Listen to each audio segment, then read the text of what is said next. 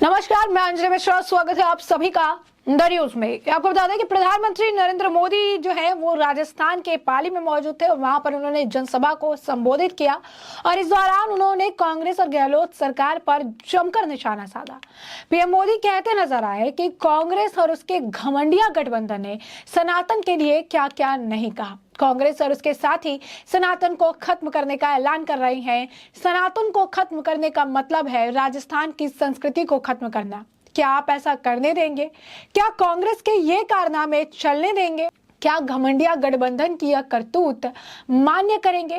तो आप देख सकते हैं यहाँ पर प्रधानमंत्री नरेंद्र मोदी जो है सनातन धर्म को लेकर बैक टू बैक प्रियंका खड़गे हो, एमके स्टालिन के जो आप कह सकते हैं कि पार्टी के लोग हो, उसके बाद जो है और इनके एक नेता है, नेता के बेटे हो, स्टालिन के बेटे का बयान हो जहाँ पर साफ तौर पर वो सनातन धर्म को खत्म करने की बात कर रहे थे। उन सभी मामलों को लेकर उन्होंने जो है निशाना साधा है और ये बात जो है वो कहते नजर आए। प्रधानमंत्री नरेंद्र मोदी ने आगे कहा कि मैंने सुना है कि यहाँ खुद को जादूगर कहने वाले सीएम अपनी हार से इतने बौखला गए हैं कि उन्होंने मीडिया को भी धमकाना शुरू कर दिया। लेकिन लोग बताते हैं कि लाल डायरी के पन्नों और गणपति प्लाजा से निकलते माल की खबरों पर यहाँ अधोघोषित प्रतिबंध लग गया है। और क्या कुछ कहा है प्रधानमंत्री नरेंद्र मोदी ने, एक बार सुन लीजिए। मैं आज राजस्थान को वादा करता हूं, मैं गारंटी देता हूं, 3 दिसंबर के बाद भाजपा सरकार बनेगी तो उसके बाद पेट्रोल डीजल की कीमतों की समीक्षा की जाएगी। इससे गरीब और मिडिल क्लास परिवारों को बहुत राहत मिलेगी।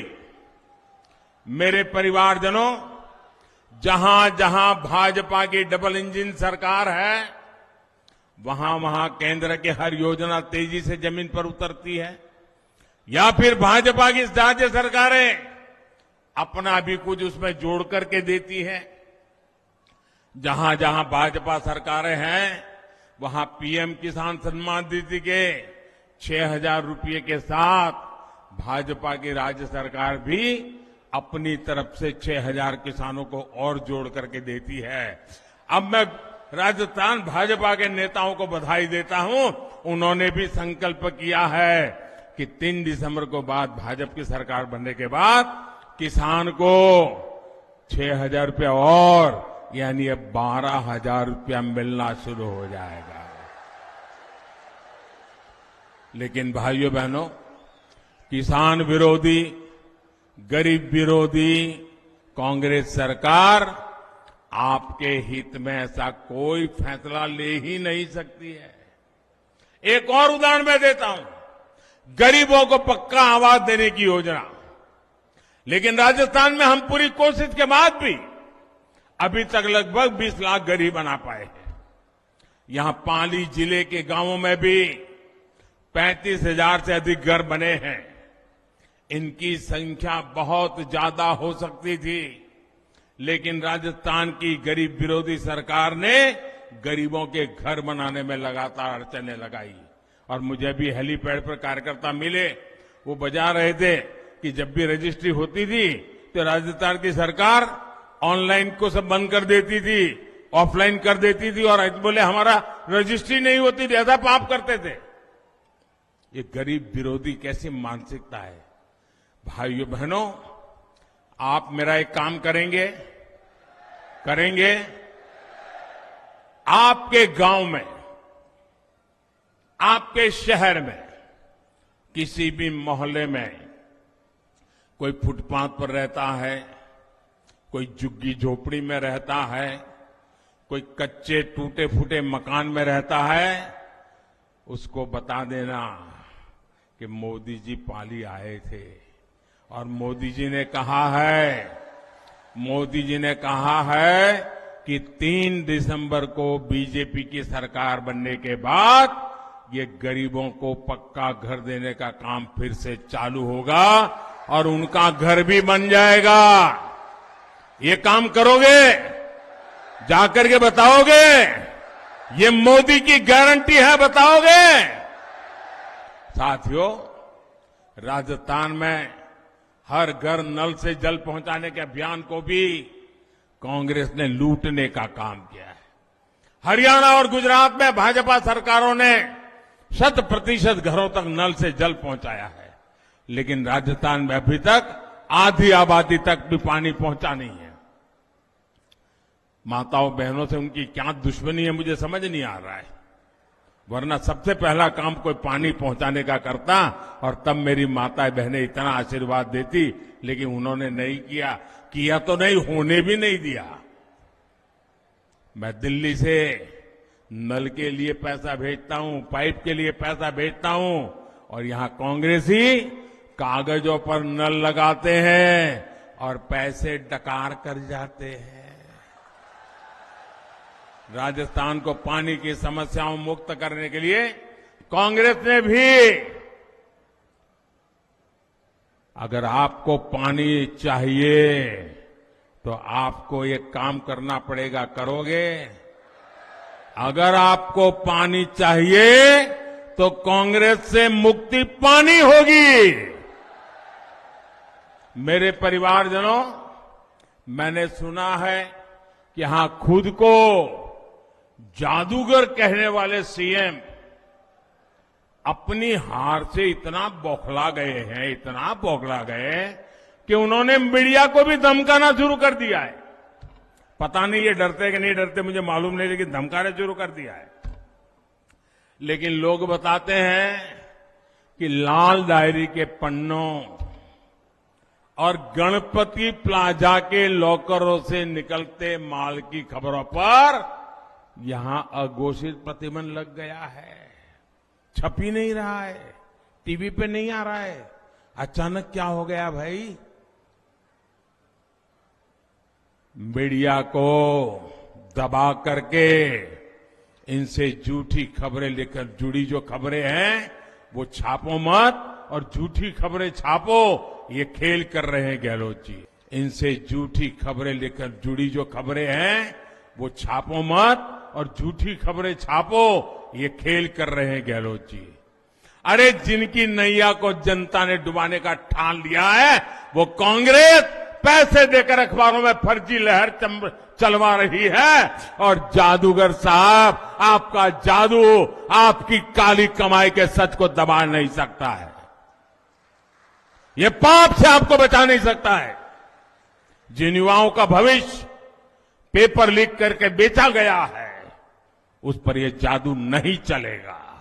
जिन कर्मचारियों को ट्रांसफर पोस्टिंग के नाम पर लूटा गया है, परेशान किया गया है, उन पर यह जादू नहीं चलेगा। तो जैसा कि आपने सुना, पीएम मोदी कह रही है कि मीडिया को भी धमका रही है, मीडिया को दबाकर इनसे जुड़ी यानी लाल डायरी से जुड़ी, गणपति प्लाजा से जुड़ी खबरों को दिखाने से रोका जा रहा है। जिनकी नैया को जनता ने डुबोने का ठान लिया है वो कांग्रेस पैसे देकर अखबारों में फर्जी लहर चलवा रही है।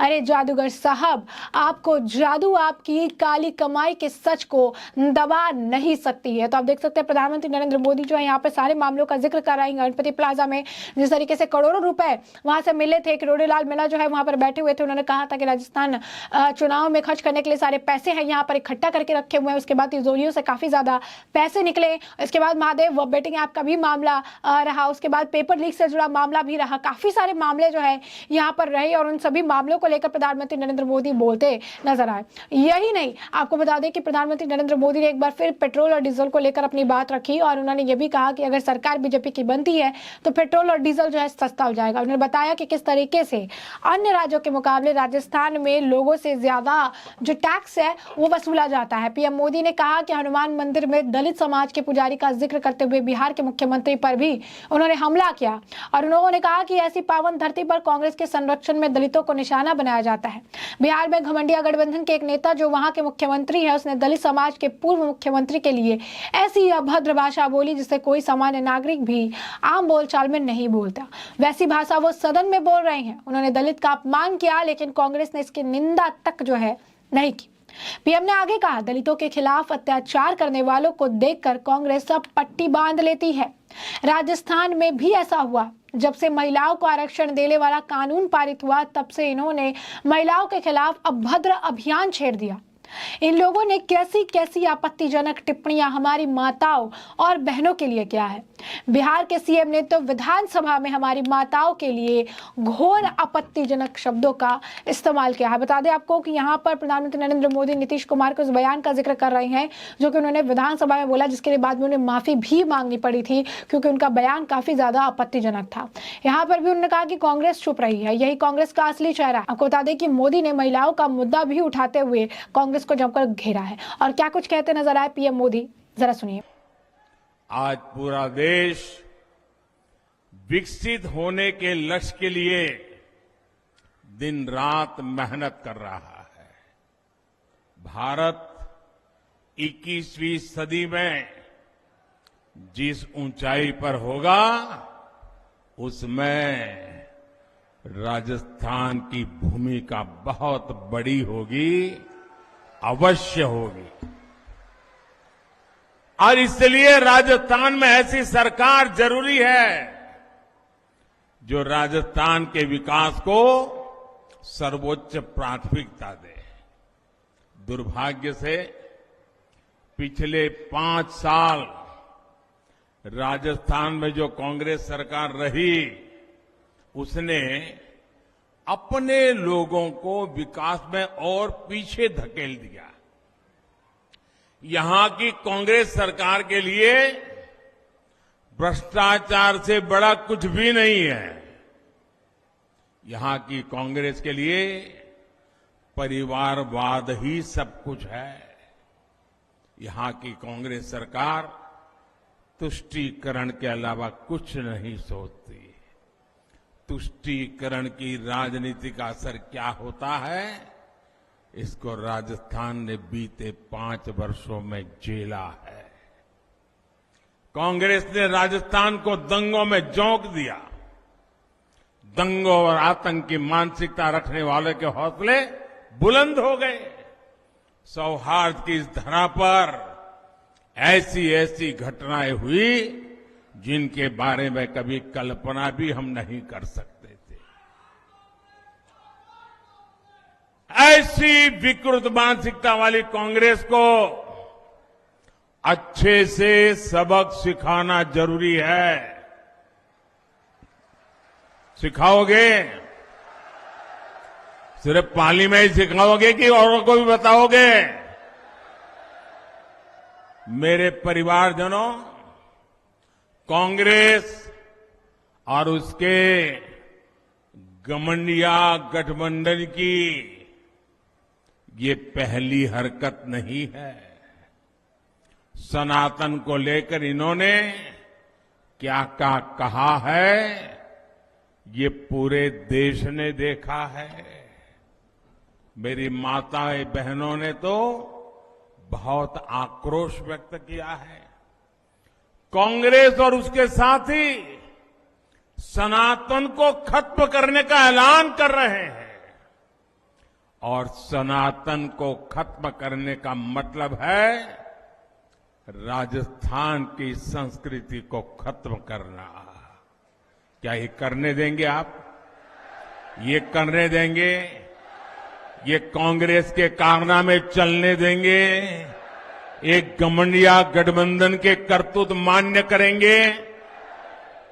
साथियों, हम सब तो भली भांति जानते हैं, यहां जालोर जिले में कानीवाड़ा में हनुमान जी का प्राचीन मंदिर है। उस हनुमान जी के प्राचीन मंदिर में पीढ़ियों से दलित समाज के ही पुजारी होते हैं, भगवान की पूजा करते हैं और सब लोग जाकर के वहां आशीर्वाद लेते हैं, प्रसाद आरोग्य करते हैं।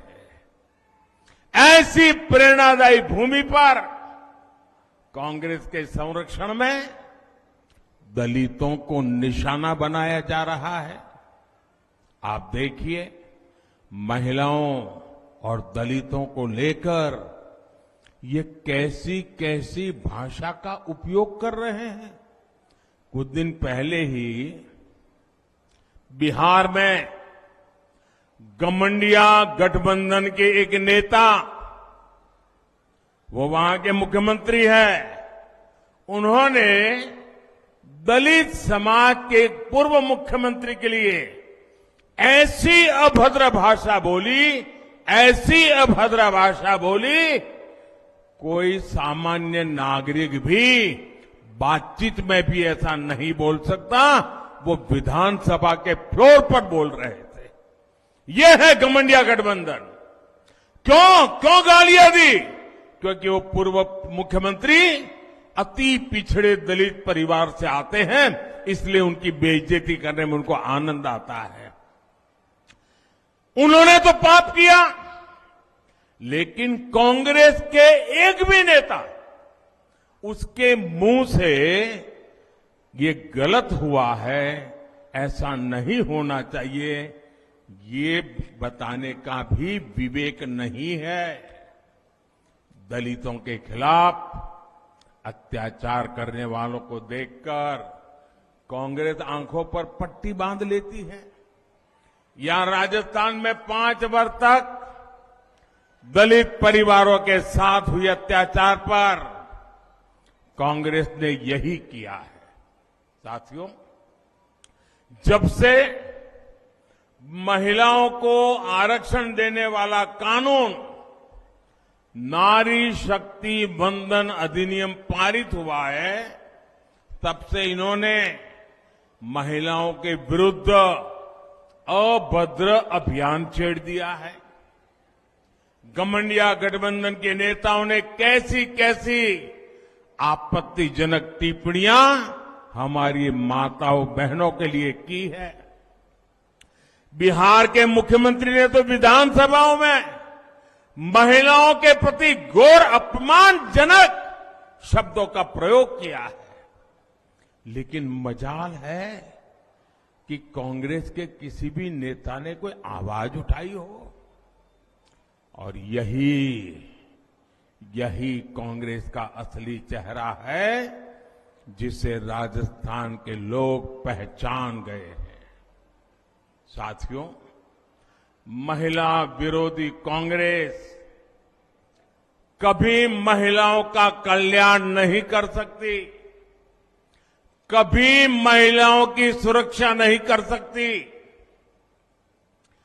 कांग्रेस ने राजस्थान को महिलाओं के खिलाफ अपराध में नंबर 1 बना दिया है। यहां मुख्यमंत्री कहते हैं कि राजस्थान की बहनों बेटियों ने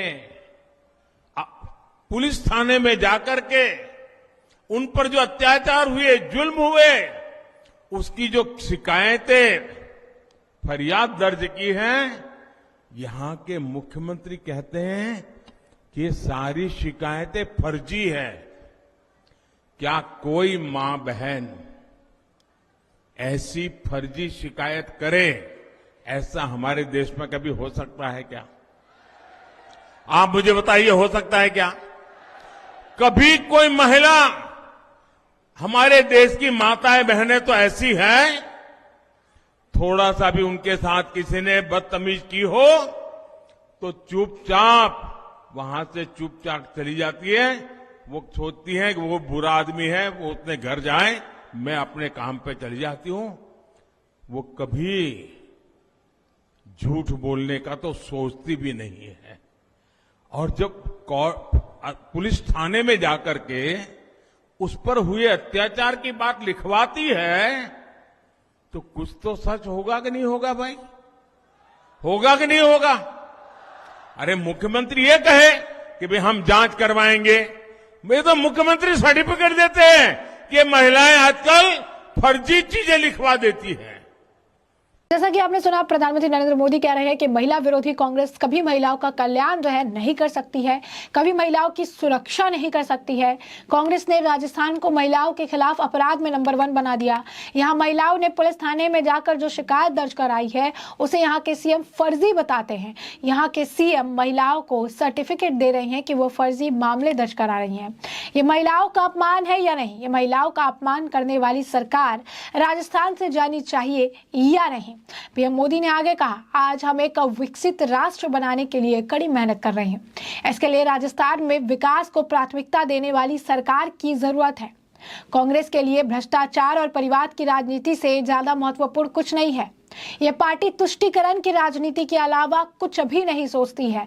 ये परिवारवाद के अलावा कुछ भी नहीं सोचती है। ये अपने एक परिवार के अलावा कुछ भी और नहीं सोचती है। उन्होंने ये भी कहा कि जब इनके नेता मंत्री खड़े रहते हैं और ये बयान देते हैं महिलाओं के खिलाफ अपराध में कि ये मर्दों की दुनिया है, ये मर्दों का शहर है, क्या ये मर्दों का अपमान नहीं है? मर्द तो राजस्थान के मर्द महिलाओं की आबरू के लिए, महिलाओं की अगर आप कहेंगे सम्मान के लिए मर कटने के लिए तैयार है। और ऐसे में इस तरीके का बयान देकर ये पुरुषों का भी अपमान कर रहे हैं और महिलाओं के लिए आपत्तिजनक शब्दों का इस्तेमाल तो कर ही रहे हैं। यही नहीं, प्रधानमंत्री नरेंद्र मोदी ने जो ये कहा कि अब अपनी बौखलाहट देखकर ये कहीं ना कहीं अब जो है मीडिया को भी धमकाने लगे। इस बात से ये स्पष्ट है कि राजस्थान में बीजेपी को बढ़त जो है मिली है। राजस्थान में जो है बीजेपी की जमीन काफी ज्यादा मजबूत है और यही कारण है कि राजस्थान में बीजेपी की लगातार बढ़त को देखते हुए कांग्रेस के अंदर बहुत ज्यादा बौखलाहट है, जिस बात का जिक्र खुद प्रधानमंत्री नरेंद्र मोदी भी अपने भाषणों में करते नजर आ रहे हैं। तो ऐसे में हमने आपको जो पूरा मामला है ये बड़ा विस्तार से बताया है कि पूरा मामला क्या है।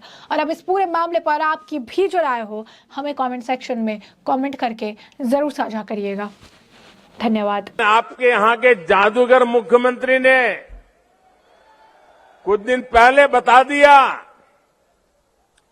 एक जनसभा में यहां के सीएम ने स्वीकार किया कि उनके उम्मीदवारों, उनके विधायकों ने 5 साल कोई काम ही नहीं किया है। ये खुद ने बोला है। काम क्यों नहीं किया? क्योंकि राजस्थान इधर एक जादूगर और दिल्ली में बैठे कांग्रेस के बाजीगर, तो ये जादूगर और बाजीगर का खेल चल रहा था। जादूगर कुर्सी बचाने में बिजी थे और बाजीगर कुर्सी गिराने में लगे थे। और इसके साथ साथ विधायक और मंत्री वे नई जादूगरी कर रहे थे। वो तिजोरियों को सफाचट कर रहे थे, तिजोरियों में से माल गायब करने में लगे थे। और अब तो सीएम के लाल ने खुद लाल डायरी में लिख दिया है, पापा की सरकार नहीं आएगी। जिस कांग्रेस ने राजस्थान को बर्बाद कर दिया, ऐसी कांग्रेस को वापस आना चाहिए क्या?